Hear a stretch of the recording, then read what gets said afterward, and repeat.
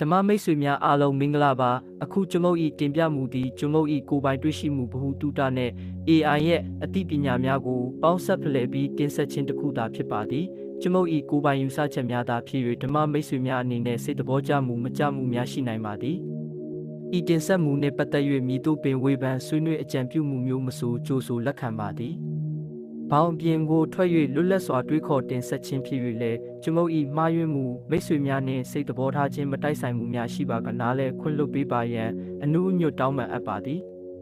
ဦးထွေးဝင်းခေတ္တဓမ္မမိတ်ဆွေ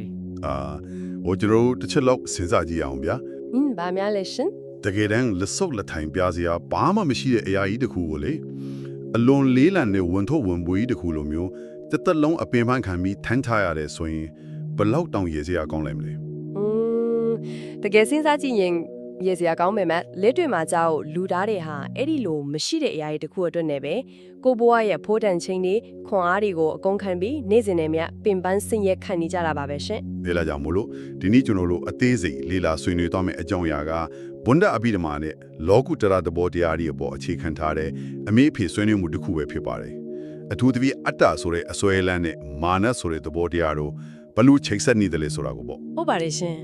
ဒီနေ့ကျမတို့ရဲ့အဓိကရည်ရွယ်ချက်ကတော့လူသားတွေဟာဘာမှမရှိတဲ့အဲ့ဒီအတ္တကိုဘာကြောင့်ဝင်ထုဝင်ပိုးကြီးတစ်ခုလိုထမ်းထားကြသလဲဆိုတဲ့အကြောင်းရင်းကိုရှာဖွေသွားဖို့ဖြစ်ပါတယ်ပြီးတော့အဲ့ဒီအစွဲအလန်းကြီးနေတာကိုစွန့်လွတ်လိုက်ခြင်းကတကဘာလုံးကိုဘယ်လိုမျိုးငြင်းချမ်းသွားစေနိုင်တယ်လဲဆိုတာကိုပါကြဲကြဲပြင်းပြင်းဆွေးနွေးသွားမှာပါဆိုတော့ကျွန်တော်တို့ရရှိထားတဲ့ယမစ်စာတာဒီထဲမှာအလွန်ထိမိတဲ့အဓိကမေးခွန်းတစ်ခုပါလာတယ်ဗျာဘာမှမရှိတဲ့အတ္တကိုထမ်းသွားခြင်းနေကြတာတကယ်တော့မာနလို့ခေါ်ရင်မလားဆိုတာတဲ့တမန်အိုက်ဖင်ကမာနဆိုတာပြင်ပကလာတဲ့နဆိုးတစ်ခုခုလိုပဲထင်ထားကြတာကိုဟုတ်တယ်ရှင်အဲ့ဒီခိုင်းနိုင်ချက်ကတကယ်ကိုလေးနက်ပါတယ်သဘောတရားရကြည့်မယ်ဆိုရင်ငါဥစ္စာဆိုပြီးတင်းကင်းကြက်ကြက်စုပ်ကင်ထားလာဟာတတဝါတွေကိုတန်တရားထဲမှာပိတ်မိနေအောင်လုပ်ထားတဲ့မာနရဲ့အစွမ်းထက်ဆုံးလက်နက်ပါပဲမာနဆိုတဲ့စကားလုံးရဲ့မူလအဓိပ္ပာယ်ကတည်ခြင်းတရားဓမ္မုံနှောင်ရဖြက်စီးသူလို့အဓိပ္ပာယ်ရတယ်လीဟိုဒါဆိုပြင်ပကလာနှောင်ရှက်တာမဟုတ်ပဲကိုယ်စိတ်ထဲကအတ္တကပဲကိုယ်ပြန်ဖြက်စီးနေတာပေါ့ရင်းမြစ်တဲ့မှာမာနအမျိုးအစားတွေကိုခွဲပြထားတာတွေ့ရတယ်ဗျာပထဝါတစ်ခုကကိလေသာမာတဲ့အဲ့ဒါကဘလို့ချိတ်ဆက်သွားတာလဲဟိုကိလေသာမာဆိုတာစိတ်ကိုပူလောင်စီတတ်တဲ့အရာတွေကိုဆိုလိုတာပါကိုယ်ပန္နမှာငါဆိုတဲ့အတ္တအခိုင်အမာရှိနေတွေ့အဲ့ဒီငါကိုထိခိုက်လိုက်ရင်ငါ့ကိုစော်ကားတယ်ဆိုတဲ့ဒေါသတွေချက်ချင်းဖြစ်ပေါ်လာတော့လာပါပဲနောက်ပြီးငါတာလင်တော်တယ်ဆိုတဲ့မာနတွေထောင်တက်လာပါတယ်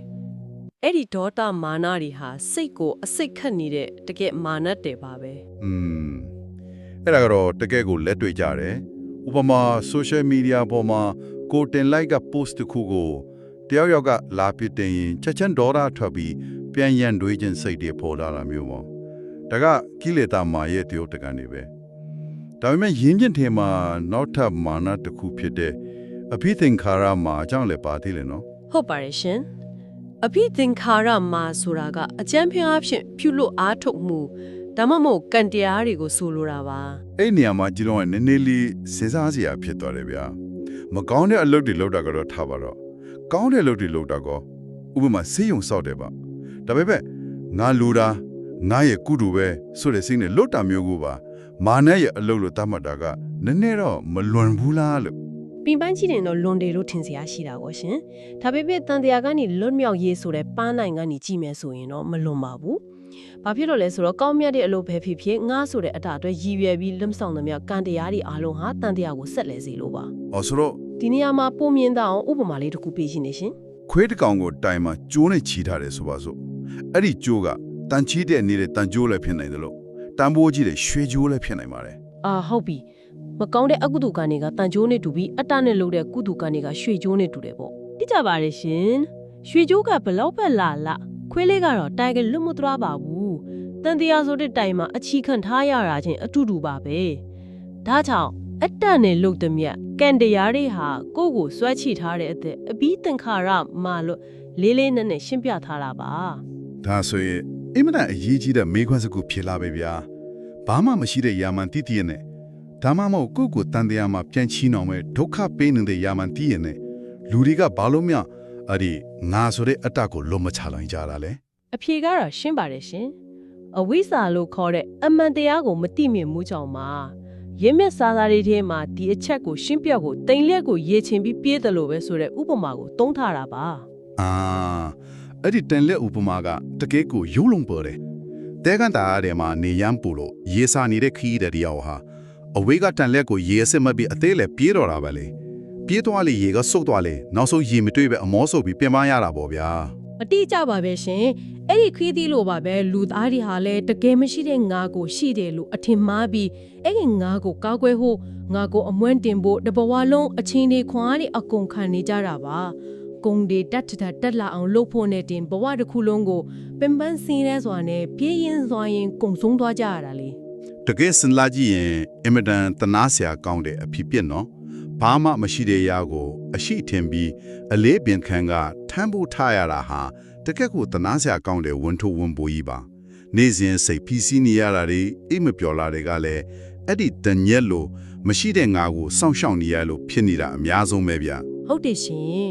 ဒါမဲ့ဒီအချက်ကိုပို့ပြီးကျေပြန့်တဲ့ကမ္ဘာလုံးဆိုင်ရာမြင်ကွင်းနဲ့ချိတ်ဆက်ကြည့်မယ်ဆိုရင်ပို့ပြီးတော့အန်ဒေါ်ဆာကောင်းပါသေးတယ်ဒီအတ္တကိုနားလဲပြီးဆုံးလွတ်နိုင်ခြင်းဟာလူတို့ချင်းစီအတွက်တင်မဟုတ်ပဲကဘာကြီးတစ်ခုလုံးငင်းချမ်းရေးအတွက်ပါအရေးပါပါတယ် ဟိုရင်းမြစ်ကိုရေးသားသူကဒီမန်တရားကိုမိမိနဲ့နီးစပ်သူတို့တာမကလူသားအလုံးကိုပါမျှဝေခြင်းတယ်ဆိုပြီးပြောထားတာတွေ့ရတယ်အဲ့ဒါမြတ်စွာဘုရားရှင်ရဲ့တပ်ပိတ္တဆိုတဲ့တတ္တဝအလုံးဘေးကင်းပါစေဆိုတဲ့မေတ္တာမျိုးနဲ့အလွန်စင်တူတဲ့လို့ခံစားရတယ်ဗျ ပန်ပါရရှင်ဒါဟာအင်မတန်မြင့်မြတ်တဲ့ကဘာလုံးဆိုင်ရာမေတ္တာတရားပါပဲဒါပေမဲ့ယနေ့ကဘာပေါ်မှာဖြစ်ပျက်နေတဲ့စစ်ပွဲတွေနေမေလူပွဲတွေအဆုံးအစမရှိတဲ့ရန်ညိုးတွေအားလုံးရဲ့အထက်ကတရားခံကိုလိုက်ရှာကြည့်လိုက်ရင်အခြေခံအားဖြင့်ငါလူမျိုးငါဘာသာငါနေမြေဆိုတဲ့အထက်မာနစီယာနေပဲစဉ်သက်လာတာကိုတွေ့ရပါလိမ့်မယ် အဲ့ဒါကတော့ငင်းလို့မရတဲ့အမှန်တရားပဲနိုင်ငံတကာပရိပက္ခဒီကအစယုံတွင်းနိုင်ငံရေးပြဿနာတွေအဆုံးအားလုံးဟာငါမှန်တယ်နေမားတယ်ဆိုတဲ့အတ္တနကိုပုတ်တက်ရာကနေမီးပွင့်လာတာတွေကြည့်ပဲကိုဒီတော့လူတိုင်းကသာငါကလည်းငါမှမဟုတ်တာသူကလည်းသူမှမဟုတ်တာဆိုတဲ့အမှန်တရားကိုသိမြင်သွားကြမယ်ဆိုတော့ကဘာကြီးကချက်ချင်းငင်းချမ်းသွားနိုင်တာပေါ့နော် နားဖို့ရှင်တိုက်ခိုက်เสียကိမှလည်းမရှိတော့လို့ကာကွယ်เสียခံတက်ကြီးလည်းမရှိတော့ဘူးလေငါမှမရှိရင်ငါနေမိငါလူမျိုးဆိုတဲ့ခွဲခြားမှုတွေလည်းအလိုလိုပြက်ကွယ်တော့မှာပါ ဒီနေရာမှာရင်းမြစ်တဲ့အလွန်အားပါတဲ့စကားစုလေးတစ်ခုကိုကျွန်တော်သတိရသွားတယ်အတ္တမနတ်ကိုအနတ္တလက်နက်နဲ့တိုက်ထုတ်ခြင်းနဲ့နေ့စဉ်ဘဝမှာတယောက်ယောက်ကကိုယ့်ကိုလာစော်ကားလို့ဒေါသထွက်လာတဲ့အချိန်မှာစော်ကားခံရတယ်ငါမှမရှိတာသူစော်ကားနေတာလီဟာနေကြီးကိုစော်ကားနေတယ်လို့ပဲဆိုတဲ့အနတ္တလက်နက်ကိုသုံးလိုက်ရင်ပฏิပတ်ခကချက်ချင်းငင်းသွားမှာပဲဗျာ အဲ့ဒါဟာအထီအောင်ဆုံးနီလန်းပါပဲရှင်အတ္တနဲ့အတ္တချင်းတက်ရင်တော့ပောက်ကွဲမှုပဲဖြစ်မှာပါအနတ္တဆိုတာဟာဘာမှမရှိခြင်းသဘောတရားဖြစ်တဲ့အတွက်မိကိုယဉ်နေငိမ့်နေလို့ပေါ့အတ္တကြောင့်ဖြစ်လာတဲ့အပူမီအလုံးကိုအနတ္တဆိုတဲ့အတိတစ်ခုတွေနဲ့တင်အဖိတိုင်ငိမ့်တက်နေပါမယ် ဟုတ်ကဲ့ဒီတော့ဒီနေ့ဆွေးနွေးခဲ့တာတွေကိုပြန်လဲအချင်းချုပ်ကြည့်ရမယ်ဆိုရင်လူသားတွေဟာဘာမှမရှိတဲ့တလက်လိုအရာတစ်ခုကိုအရှိထင်ပြီးဝင်ထုတ်ဝင်ပိုးကြီးကိုတစ်သက်လုံးထမ်းချကြတယ်အဲ့ဒီအစွဲလန်းဟာတကယ်မာနပါပဲအဲ့ဒီဝင်ထုတ်ဝင်ပိုးကြီးကိုအနတ္တဆိုတဲ့အတိညာနဲ့ဖခုံးပေါ်ကနေလွတ်ချလိုက်နိုင်တဲ့နေဟာမာနကိုအောင်းနိုင်တဲ့နေပါပဲဆိုတဲ့တန်ဖိုးမဖြစ်နိုင်တဲ့သင်ခန်းစာကိုရရှိခဲ့ကြပါတယ် ဟုတ်ပါတယ်ရှင်ဒါဟာတိတန့်ဘာသာရေးအယူဝါဒတစ်ခုတည်းအနေနဲ့မဟုတ်ပဲစစ်မှန်တဲ့ငင်းချမ်းရေးကိုမြင်နိုးတဲ့လူသားရဲ့အတွက်အလွန်လက်တွေ့ကြတဲ့အယူဝါဒတွေပဲဖြစ်ပါတယ် မှန်ပါတယ်ဗျာအခုလိုနှဆိုင်တဲ့အကြောင်းအရာတွေကိုဆွေးနွေးရင်းနဲ့ပဲအစီအစဉ်ရဲ့ဏီကုန်းကိုရောက်ရှိလာခဲ့ပါပြီဒါပေမဲ့မရနာဟင်မှာနားဆင်နေသူတွေကိုယ်တိုင်နေစဉ်ဘဝမှာဆက်လက်တွေးတောင်းနိုင်ဖို့မေကွန်းလေးတစ်ခုခြံထားရခဲ့ခြင်းပါတယ်ဘယ်လိုမေခွန်းလေးများလဲရှင် ဒီလိုမိမဲ့တဲ့လောကကြီးကိုငြိမ်းချမ်းစေနိုင်တဲ့အယူဆတွေကိုတခြားသူတွေကိုစေတနာနဲ့မျှဝေတဲ့အခါတစ်ဖက်လူကနားမလဲပဲပြင်းပြင်းထန်ထန်ဂင်းခုန်လာတယ်ဆိုပါစို့ဗျာအဲ့ဒီလိုဒေါသထွက်စရာကြုံလာတဲ့အချိန်မျိုးမှာဒါဟာငါမဟုတ်ဘူးဆိုတဲ့အတ္တိတရားကလက်တွေ့အဖြစ်ဘယ်လိုမျိုးကူညီပေးနိုင်မလဲဆိုတာပါပဲ ဒါတော့တကယ်ကိုကိုယ်တိုင်ဆင်ခြင်ကြည့်ဖို့ကောင်းတဲ့မေခွန်းလေးပါပဲရှင် ဟုတ်ပါတယ်ဒီမေကိုရဲ့ဖေကိုတော့အခုမဆွေးနွေးတော့ပဲလူလိုက်ရဲ့ရင်တွင်းမှာပဲပဲ့တင်ထပ်နေစေဖို့ခြံလက်ထားခဲ့ပါစေ နေ့စဉ်ဘဝမှာပရိပခါတွေနဲ့ရင်ဆိုင်ရတိုင်းဒီမေးခွန်းလေးကိုပြန်လဲတွေးတော့ကြည့်ဖို့တိုက်တွန်းရင်းဒီကနေ့ရဲ့လိလာတုံးတက်မှုအစီအစဉ်ကိုဒီနေရာမှာပဲရန်နာခွင့်ပြုပါဗျာအားလုံးပဲအတ္တမာနရဲ့အနာငဖွေကနေကင်းဝေးပြီးစစ်မှန်တဲ့ငြိမ်းချမ်းရေးကိုပိုင်ဆိုင်နိုင်ကြပါစေ